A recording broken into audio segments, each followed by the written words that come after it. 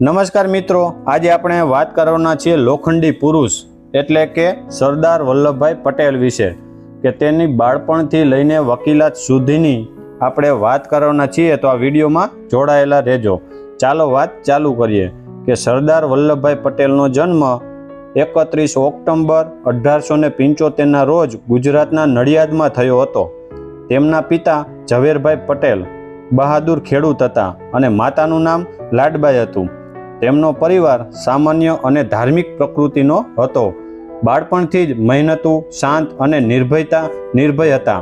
તેઓ ખેતરમાં પિતાની મદદ કરતા અને અભ્યાસમાં હંમેશા ધ્યાન આપતા। ગામની શાળામાં તેઓ બુદ્ધિશાળી અને નેતૃત્વ ગુણ ધરાવતા વિદ્યાર્થી તરીકે ઓળખાતા। પરિવારની આર્થિક સ્થિતિ સારી નહોતી। ઘણી વખત પુસ્તકો અને જરૂરી વસ્તુઓ મેળવવા મુશ્કેલીઓ પડતી, છતાં તેમણે ક્યારેય હિંમત હારી નહોતી। યુવાનીમાં તેમણે નક્કી કર્યું કે તેઓ કાયદાનો અભ્યાસ કરીને એક સફળ વકીલ બનશે। તેમણે મહેનત કરીને કાયદાનું શિક્ષણ પૂર્ણ કર્યું અને ગોધરા, બોરસદ, આણંદ જેવા જિલ્લાઓમાં વકીલાત શરૂ કરી। તેમની દલીલો એટલી મજબૂત હતી કે થોડા જ સમયમાં તેઓ જાણીતા વકીલ બની ગયા। લોકો તેમને સત્યનિષ્ઠ, ઈમાનદાર અને નીડર વકીલ તરીકે ઓળખવા લાગ્યા। ભાગ 2 કે મહાત્મા ગાંધી સાથે મુલાકાત, ખેડા બારડોલી સત્યાગ્રહ વિશે। કે શરૂઆતમાં વલ્લભભાઈ પટેલ રાજકારણમાં ખાસ રસ લેતા નહોતા, પરંતુ મહાત્મા ગાંધીના વિચારો, સાદગી અને દેશપ્રેમથી તેઓ ખૂબ પ્રભાવિત થયા। અમદાવાદમાં બંનેની પ્રથમ મુલાકાત થઈ। ગાંધીજીની વાતોએ તેમના મનમાં દેશ સેવાની જ્યોત પ્રગટાવી। 1918માં ગુજરાતના ખેડા જિલ્લામાં દુષ્કાળ પડ્યો। ખેડૂતો પાસે પાક નહોતો, છતાં અંગ્રેજ સરકારે પૂર્ણ જમીન મહેસૂલ વસૂલવાનો નિર્ણય કર્યો। ગાંધીજીએ વલ્લભભાઈ પટેલને ખેડા વિસ્તારની જવાબદારી સોંપી। વલ્લભભાઈ ગામે ગામે ફરીને ખેડૂતોને સંગઠિત કરતા। તેઓ કહેતા કે એકતા રાખશો તો કોઈ તમારું કંઈ બગાડી શકશે નહીં। ખેડૂતો એક થયા અને કર ન ચૂકવવાનો નિર્ણય કર્યો। અંતે સરકારને ઝૂકવું પડ્યું અને ખેડા સત્યાગ્રહ સફળ રહ્યો। 1928માં બારડોલી તાલુકાના ખેડૂતો પર જમીન મહેસૂલમાં લગભગ 30% વધારો કરવામાં આવ્યો। ખેડૂતો ગરીબ હતા, તેમણે મદદ માટે વલ્લભભાઈને વિનંતી કરી। વલ્લભભાઈએ ફરી ગામે ગામ જઈને લોકોને એક કર્યા। તેમણે કહ્યું કે અમે સત્ય અને અહિંસાના માર્ગ પર લડીશું। હજારો ખેડૂતો તેમની પાછળ ઊભા રહ્યા। મહિલાઓએ પણ આ આંદોલનમાં મહત્વની ભૂમિકા ભજવી। અંતે સરકારને મહેસૂલનો વધારો પાછો ખેંચવો પડ્યો અને બારડોલી સત્યાગ્રહમાં વિજય મળ્યો। આ ઐતિહાસિક વિજય પછી બારડોલીની મહિલાઓએ વલ્લભભાઈ પટેલને પ્રેમ અને સન્માનથી સરદાર કહીને સંબોધ્યા। ત્યારથી તેઓ સરદાર પટેલ તરીકે સમગ્ર દેશમાં પ્રખ્યાત થયા। ભાગ 3 સ્વાતંત્ર્ય સંગ્રામ, જેલવાસ અને દેશની આઝાદી। કે બારડોલી સત્યાગ્રહની સફળતા પછી સરદાર પટેલ આખા દેશમાં એક નીડર અને પ્રભાવી નેતા તરીકે ઓળખાવા લાગ્યા। હવે તેમને મોટો હેતુ હતો ભારતને અંગ્રેજોની ગુલામીમાંથી મુક્ત કરવાનો। સરદાર પટેલ પોતાનું આરામદાયક જીવન અને સફળ વકીલાતનો ત્યાગ કરીને પૂર્ણ સમય દેશ સેવામાં સમર્પિત કરી દીધો। તેઓ ગામે ગામ ફરીને લોકોને એકતા, સ્વાભિમાન અને સ્વતંત્રતાનું મહત્વ સમજાવતા। 1930માં મહાત્મા ગાંધીજીએ મીઠાના કાયદા સામે આંદોલન કર્યું। સરદાર પટેલે ગુજરાતના આંદોલનને વધુ મજબૂત બનાવ્યું અને હજારો લોકોને જોડાયા। તેમના વધતા પ્રભાવથી અંગ્રેજ સરકાર ગભરાઈ ગઈ। તેમને ઘણી વખત ધરપકડ કરીને જેલમાં મોકલવામાં આવ્યા। જેલની મુશ્કેલીઓ છતાં તેમનો આત્મવિશ્વાસ ક્યારેય ડગ્યો નહીં। 1942માં મહાત્મા ગાંધીજીએ ભારત છોડો આંદોલન શરૂ કર્યું। સરદાર પટેલે લોકોને અંગ્રેજ શાસન સામે અહિંસક રીતે એક થવાનો સંદેશ આપ્યો। આંદોલન શરૂ થતાં જ તેમને ગાંધીજી સહિત અનેક નેતાઓ સાથે ધરપકડ કરવામાં આવી। લગભગ 3 વર્ષ સુધી તેઓ જેલમાં રહ્યા, છતાં તેમના દેશપ્રેમને જેલની દિવાલો રોકી શકી નહીં। આઝાદીની માંગ વધુ પ્રબળ બની ગઈ। અંતે વર્ષ 1947માં બ્રિટિશ સરકારે ભારતને સ્વતંત્રતા આપવાનો નિર્ણય કર્યો. 15 ઓગસ્ટ 1947ના રોજ ભારત સ્વતંત્ર બન્યું. સરદાર પટેલે દેશ માટે કરેલા વર્ષોના ત્યાગનું ફળ મળ્યું. ભાગ 4 562 દેશી રજવાડું, એકીકરણ અને અખંડ ભારતનું નિર્માણ. કે ભારતને આઝાદી મળી, પરંતુ દેશ સામે સૌથી મોટો પડકાર હતો. 562 દેશી રજવાડાએ એક કરવાનું. દરેક રજવાડાનો પોતાનો રાજા, પોતાનો કાયદો અને પોતાનું શાસન હતું. જો આ અલગ અલગ રહે તો ભારત ટુકડાઓમાં વહેંચાઈ જાય. આ મુશ્કેલ જવાબદારી સરદાર પટેલને સોંપવામાં આવી. તેમણે સજાવટ, ધીરજ, કૂટનીતિ અને જરૂરી હોય ત્યાં કડક નિર્ણય, આ ચારેયનો સંતુલિત ઉપયોગ કર્યો. તેમણે દરેક રાજાને સમજાવ્યું કે ભારતની એકતા દેશના ભવિષ્ય માટે મહત્વપૂર્ણ છે. મોટા ભાગના રાજાઓએ સ્વેચ્છાએ ભારત સાથે જોડાવાનું સ્વીકારી લીધું, પરંતુ કેટલાક રજવાડા તૈયાર નહોતા. સૌથી મોટો પ્રશ્ન હતો જૂનાગઢ. જૂનાગઢમાં મોટા ભાગના પ્રજા હિન્દુ હતી, પરંતુ નવાબ પાકિસ્તાનમાં જોડાવા માંગતો હતો. સરદાર પટેલે સમજદારીથી પરિસ્થિતિ સંભાળી. લોકોની ઈચ્છાને મહત્વ આપવામાં આવ્યું અને અંતે જૂનાગઢ ભારતનો ભાગ બન્યું. ત્યારબાદ સૌથી મુશ્કેલ પ્રશ્ન હતો હૈદરાબાદ. હૈદરાબાદના નિગામે ભારત સાથે જોડાવાનો ઇનકાર કર્યો. ઘણી ચર્ચાઓ પછી પણ ઉકેલ ન આવતા સરકારે સૈન્ય કાર્યવાહી કરી. આ કાર્યવાહીના ટૂંકા જ સમયમાં સફળ રહી અને હૈદરાબાદ ભારતનો અભિન્ન ભાગ બન્યો.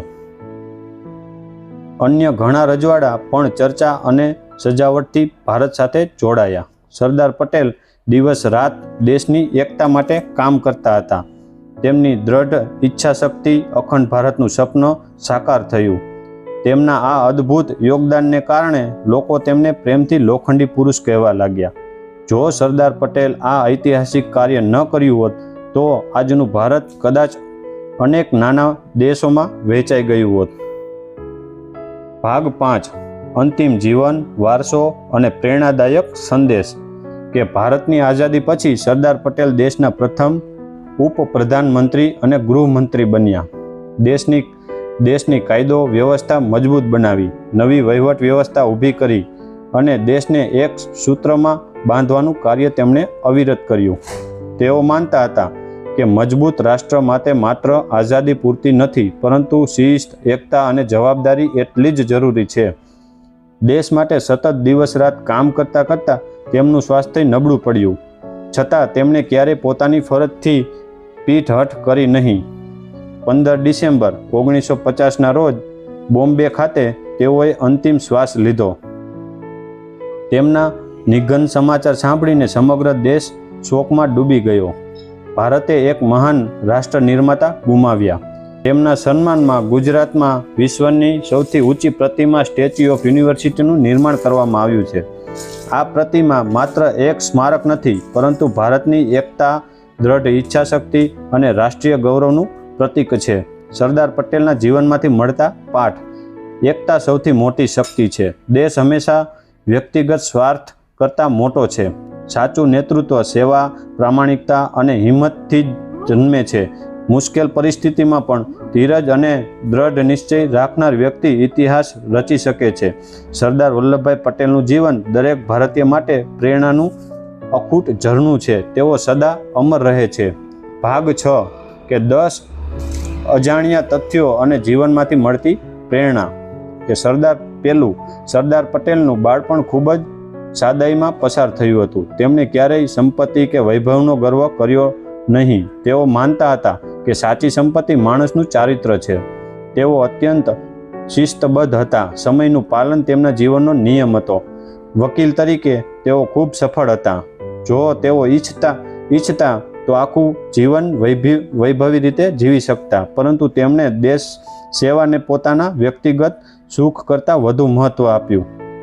562 દેશી રજવાડું એકીકરણ વિશ્વ ઇતિહાસની સૌથી મોટી શાંતિપૂર્ણ રાજકીય શિબિરોમાંની એક ગણાય છે.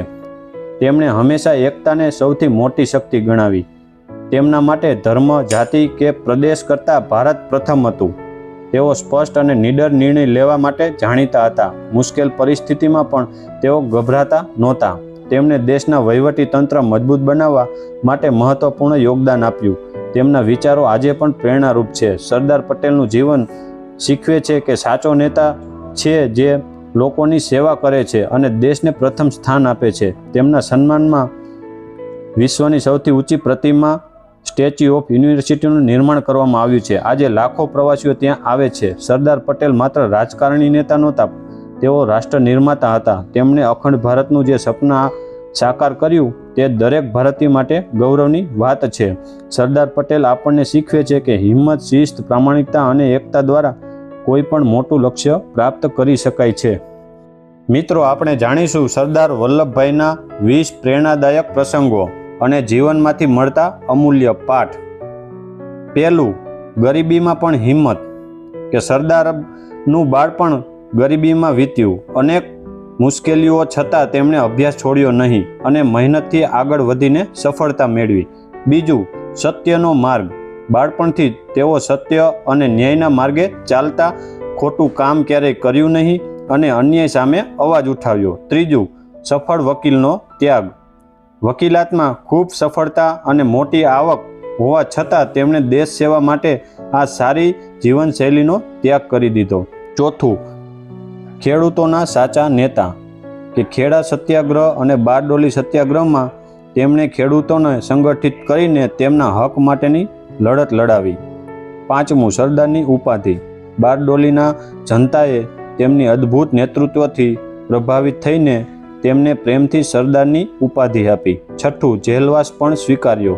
દેશની આઝાદી માટે તેમણે અનેક વખત જેલની સજા સ્વીકારી પણ હિંમત ક્યારેય હાર્યા નહીં. સાતમું, 562 દેશી રજવાડાનું એકીકરણ. તેમણે કૂટનીતિ, ધીરજ અને દ્રઢ નિશ્ચયથી 512 દેશી રજવાડાઓને ભારત સાથે જોડ્યા. આઠમું, શિસ્ત અને સમયનું મહત્વ. તેઓ સમયના ખૂબ પાબંદ હતા. શિસ્ત વગર સફળતા મળતી શક્ય નથી એમ તેઓ માનતા હતા. નવમું, દેશ પ્રથમ.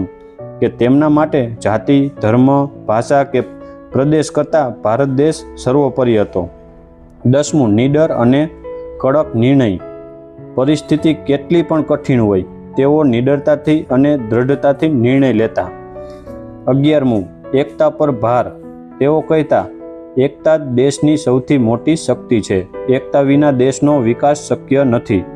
12મું, વહીવટતંત્ર મજબૂત બનાવ્યું. સ્વતંત્રતા પછી તેમણે વહીવટતંત્ર મજબૂત બનાવ્યું અને દેશને સ્થિરતા આપી. 13મું, સાદું જીવન, ઉચ્ચ વિચારો. ઊંચા પદ પર હોવા છતાં તેમનું જીવન ખૂબ જ સાદું હતું.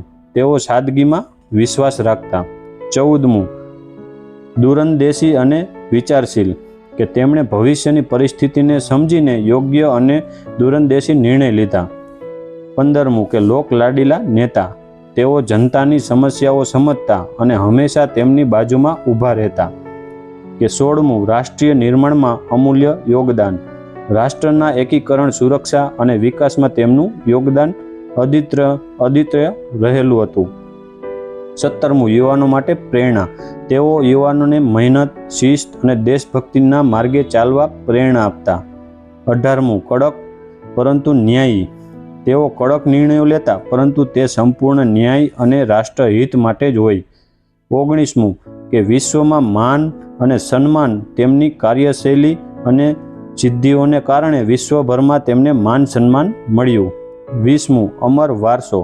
સરદાર વલ્લભભાઈ પટેલનું જીવન, વિચારો અને કાર્ય આવનારી પેઢીઓ માટે અમર પ્રેરણા છે. કે જીવનમાંથી મળતા અમૂલ્ય પાઠ. એકતા સૌથી મોટી શક્તિ છે. સત્ય, શિસ્ત અને મહેનત ક્યારેય છોડવી નહીં. મુશ્કેલી સમયમાં ગભરાશો નહીં, હિંમત રાખવી. દેશ સેવા એ સૌથી મોટી સેવા છે. વ્યક્તિગત લાભ કરતાં દેશનું હિત મોટું છે. યોગ્ય નિર્ણયથી દેશ અને સમાજનો વિકાસ થાય છે. તો મિત્રો, તમને આ સ્ટોરી કેવી લાગી કોમેન્ટ કરીને તમારો અભિપ્રાય જરૂરથી આપજો. અને જો તમે અમારી ચેનલમાં નવા છો તો અમારી ચેનલને સબસ્ક્રાઈબ કરી દેજો, બેલ આઇકન દબાવી દેજો, જેથી કરીને અમે અવનવી સ્ટોરી અપલોડ કરી તો તેની લિંક તમને મળતી રહે. તો ચાલો આજે રજા લઈએ. જય શ્રી કૃષ્ણ.